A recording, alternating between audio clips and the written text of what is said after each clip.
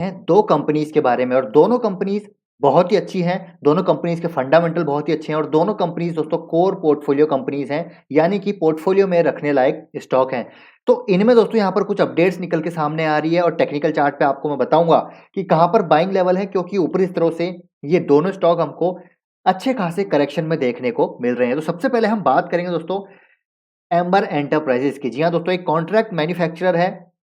AC industry को अगर आप प्ले करना चाहते हैं तो ये एक ज़बरदस्त प्रॉक्सी यहाँ पर हो सकती है और इसको हम दोस्तों कई बार कवर करते हैं और पिछले कई टाइम से ये स्टॉक हमको ज़्यादा मूव करता हुआ देखने को नहीं मिला है। तो अभी टेक्निकल चार्ट पे समझेंगे, लेकिन उससे पहले दोस्तों आपको मैं अपडेट देना चाहूँगा जो आज ही की अपडेट है।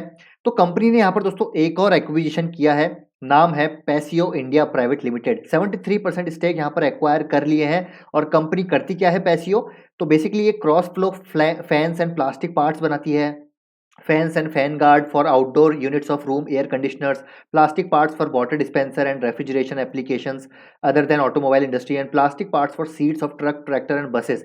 तो बेसिकली दोस्तों ये जो एक्विजिशन है इनका, इनको हेल्प करता हुआ नजर नजर आएगा बैकवर्ड इंटीग्रेशन में। तो ये अगर खुद के ही दोस्तों आप देखिए इनकी सब्सिडरी ये हो चुकी है, जब यहाँ पर इन्होंने मेजोरिटी स्टेक एक्वायर कर लिए हैं, तो अब ये इनकी सब्सिडरी बन चुकी है पैसियो इंडिया प्राइवेट लिमिटेड। तो बेसिकली इनके लिए दोस्तों यहाँ पर एक बैकवर्ड इंटीग्रेशन का एक काम करेगा, जहाँ पर अपने आप को ये और एफिशिएंट बना पाएंगे और जो भी इनके बड़े प्लेयर्स हैं, जो भी इनके क्लाइंट्स हैं, उनके लिए दोस्तों और एफिशिएंटली यहाँ पर ये मार्जिन्स को और अपने प्राइसिंग को इफेक्टिवली हैंडल कर पाएँगे। बैकवर्ड इंटीग्रेशन कंप्लीटली इनको यहाँ पर मिलता हुआ देखने को मिलेगा। हालाँकि कॉन्ट्रैक्ट मैन्युफैक्चरर्स का मार्जिन ज़्यादा नहीं होता, लेकिन दोस्तों यहाँ पर एक वॉल्यूम प्ले होता है। मतलब बड़े स्केल पे ये जो है बड़े वॉल्यूम्स में क्रिएट करते हैं चीज़ें, जिसकी वजह से इनको फ़ायदा होता हुआ देखने को मिलता है। और एम्बर की बात करें तो जितने भी बड़े कस्टमर्स हैं, वोल्टास हो गया, डाइकिन, हिटाची, जैसे कि मैं आपको कई बार बता चुका हूँ दोस्तों, बड़े इसके कस्टमर्स हैं और 10 में से 9 एसी जो जो कंपनीज़ हैं, वो इसके कस्टमर्स हैं। साथ ही में जो इनका सिडवाल वाला जो एक्विजिशन है, वो एक बहुत ज़बरदस्त एक्विजिशन है,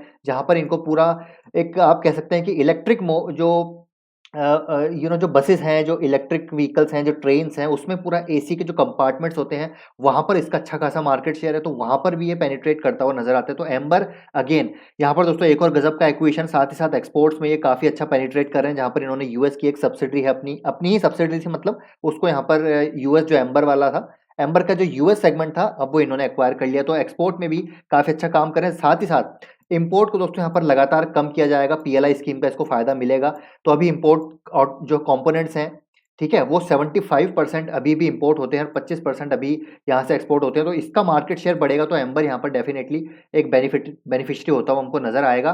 और अगर टेक्निकल चार्ट पे बात करें तो देखिए 20% करेक्शन पे दोस्तों हमको देखने को मिल रहा है। पिछले कई टाइम से ये स्टॉक मूव नहीं करा है। देखिए अब शुरू में मतलब at the starting of this year ये स्टॉक अभी तक नहीं चला है। स्टार्टिंग ऑफ द ईयर में भी यहाँ था, अभी भी यहीं है। लेकिन जिस प्रकार से दोस्तों यहाँ पर ये कंपनी लगातार कस्टमर एक्वायर कर रही है, जैसे कि पीएलआई स्कीम को फ़ायदा मिल रहा है, नए-नए एक्विजिशन कर रही है, एक्सपोर्ट में अपना कंट्रीब्यूशन ये बढ़ाने वाले हैं, तो मेरे ख्याल से जब इसको दोस्तों कोई नहीं खरीद रहा, यहाँ पर एक फ़ियर का ये माहौल बना हुआ है पिछले कई टाइम से, सब इसमें इतने ज़्यादा आश्वस्त नहीं हैं, सब उसी को खरीदते हैं, जो स्टॉक भाग जाता है, जो यहाँ पर 5-5 गुने हो रहे हैं, सब उसी पे नज़र जाती है। लेकिन इन स्टॉक्स पे कोई नहीं देखता, लेकिन ये एक ऐसा मौका होता है दोस्तों जब इन स्टॉक्स पे हमारी नज़र रहनी चाहिए, जब ये भागेंगे, उससे अच्छा है कि ये भागने से पहले ही हम इनको पकड़ लें। तो अगेन एम्बर एंटरप्राइजेज़ ज़बरदस्त कंपनी है, लगातार एफआईआईज़ और डीआईआईज़ अपने स्टेक यहाँ पर बढ़ा रहे हैं, प्रमोटर्स के पास कांस्टेंट स्टेक है, फंडामेंटली अच्छी कंपनी है, बैलेंस शीट अच्छी है, तो इसको आप ज़रूर अपने रडार पे रख सकते हैं और इसको डेफिनिटली कंसिडर कर सकते हैं। एज़ ए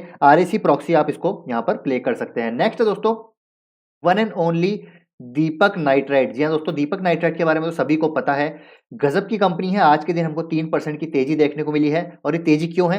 तो यहाँ पर दोस्तों जेएम फाइनेंशियल, जी हाँ दोस्तों, एक बड़ी ब्रोकरेज एजेंसी है जेएम फाइनेंशियल्स, आपने जरूर नाम सुना होगा, उसने दीपक नाइट्राइट को कवर किया है और करीब 2800 के टारगेट दिए हैं दीपक नाइट्राइट के over the longer period of time. उसकी वजह क्या है? तो बेसिकली दोस्तों जो आपको पता है, फिनॉल के जो प्राइसेस बढ़े हैं, एसीटोन के जो प्राइसेस बढ़ रहे हैं, उसकी वजह से दीपक नाइट्राइट को यहाँ पर फायदा मिल रहा है, क्योंकि इंडिया की लार्जेस्ट जो है इनके पास कैपेसिटी है फिनॉल में, 65% का मार्केट शेयर है।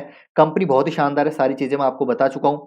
तो ये कंपनी दोस्तों आपको long term point of view से इसको जरूर कंसिडर करना चाहिए। हालांकि टेक्निकल चार्ट पे आते हैं, पिछले एक साल में दोस्तों ये कंपनी 300 रुपए के प्राइस से 3000 तक गई।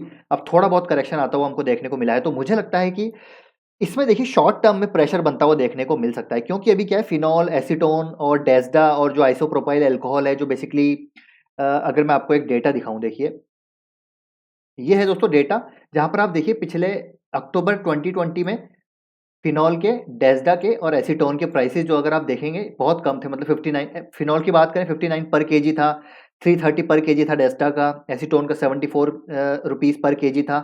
वहीं अगर आप अक्टूबर नवंबर में देखेंगे तो ये प्राइसेस दोस्तों स्काई हाई हो चुके हैं, बहुत ज़्यादा प्राइसेस बढ़ चुके हैं, मतलब प्राइसेस आप देखेंगे तो बहुत ज़्यादा बढ़ चुके हैं, बहुत ज़्यादा हाई हो चुके हैं।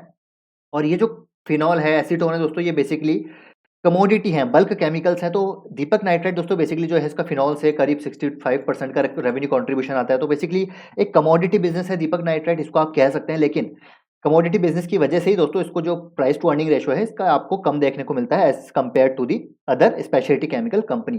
तो आपको ये इसलिए मैं बताता हूँ ताकि आपको पता रहे कि ऐसा नहीं है कि दीपक नाइट्राइट सस्ता है। जी नहीं दोस्तों, दीपक नाइट्राइट सस्ता नहीं है, दीपक नाइट्राइट महंगा ही है, क्योंकि इसको कमोडिटी वाली जो है वैल्यूएशन मिलती है। कमोडिटी में अगर आपको 25 और 30 का पी मिलता है तो डेफिनेटली वो एक महंगा पी है। तो इसलिए दीपक नाइट्राइट में दोस्तों जो करेक्शन है, यहाँ पर डेफिनेटली ये एक ड्यू करेक्शन थी जो कि आ रही है। लेकिन अब यहाँ पर दोस्तों देखिए, ये जो इसको वैल्यूएशन मिलती है ये तो कमोडिटी के बिजनेस की वजह से मिलती है। लेकिन जो इनका फाइन एंड स्पेशलिटी केमिकल वाला बिजनेस है, जिसमें अपने आप को लगातार अपने ये जो है नए प्रोडक्ट्स लॉन्च कर रहे हैं, फोटो क्लोरिनेशन हो गया या फिर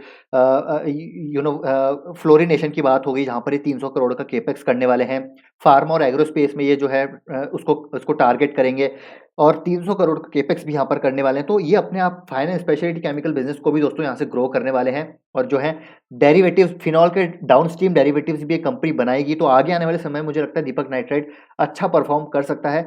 तो हमको यहाँ पर वेट करना चाहिए जो है अगले क्वार्टर यानी Q3 के नंबर्स का, वो भी अच्छे आ सकते हैं डेफिनेटली। लेकिन Q4 में हो सकता है नंबर कमज़ोर रहें, Q3 में भी थोड़े बहुत कमज़ोर रह सकते हैं, क्योंकि अब ये जो है प्राइसेस जो है इनके बेसिक रॉ मटेरियल के जो प्राइसेस हैं वो ऑलमोस्ट ऑल टाइम हाई पे जा चुके हैं। अब थोड़ा बहुत यहाँ से नॉर्मलाइजेशन आता हुआ देखने को मिलेगा, जिसी की वजह से स्टॉक में करेक्शन भी होती हुई देखने को मिल रही है। और यहाँ पर ये कंसोलिडेट भी हो सकता है या तो लंबे समय तक, या फिर थोड़ा बहुत करेक्शन इसमें आ सकता है। लेकिन इसके लिए मार्जिन ऑफ सेफ्टी वाला मेरा दोस्तों जो लेवल है वो है 1800 का लेवल। 1800 में यहाँ पर मार्जिन ऑफ सेफ्टी हमको देखने को मिलती है, और आपको यहाँ पर करीब करीब 1900 के आसपास मिल जाए तब भी आप इसमें बाय कर सकते हैं। लेकिन ये हाई चला जाए तो थोड़ा सा हमको यहाँ पर वेट करना चाहिए, अगले क्वार्टर्स के नंबर आने दीजिए, फिर आप इसमें पोजीशन बना सकते हैं। क्योंकि एक साल में ऑलरेडी ये ऑलमोस्ट 10x हो चुका है। तो हर साल दोस्तों यहाँ पर ऐसा नहीं है कि ये 2x होगा, 3x होगा, ऐसा नहीं होगा। लेकिन हाँ, डेफिनेटली धीरे धीरे ग्रो करेगा, कंपनी अच्छी है। Long term point of view से आप सोचिए, आपको यहाँ पर ग्रोथ डेफिनेटली मिलेगी। शॉर्ट टर्म में प्राइसेस फ्लक्चुएशन हो सकते हैं बिकॉज ऑफ दी